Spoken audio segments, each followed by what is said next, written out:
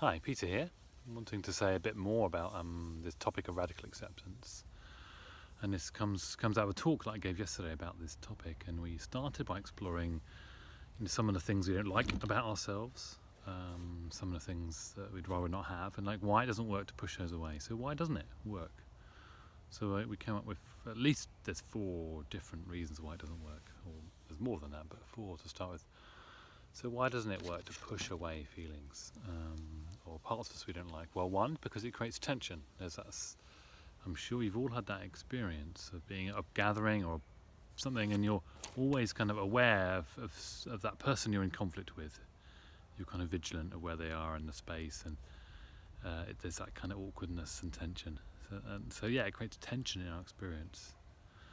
And secondly, an extension of that is that tension can lead to self-hatred, or feeling constantly in conflict with yourself.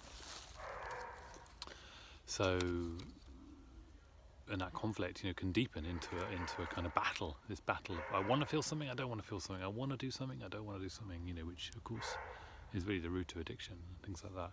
This battle with ourselves we get into. Thirdly, and this might be familiar to some of you, if we don't come into a relationship with them or these parts, if we just push them away, what happens is they end up running our life. Oh, this is my dog, by the way. This is Willow. So these parts end up running our life. If you're constantly fearful and vigilant about having a certain experience, you kind of steer your life with that driving the show, really.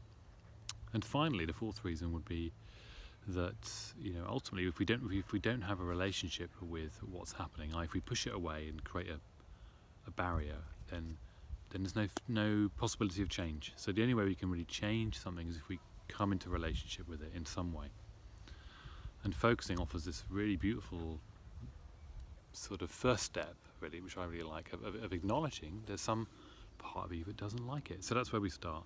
Like I mentioned in the last video, we start with acknowledging something in me. I'm noticing something in me it doesn't like. It hates feeling this. That's a real relief to me. Like I can acknowledge I hate feeling this sadness or this awkward feeling. Oh, something in me. And then begin to be curious about that. And then we move from there. So that's our first step.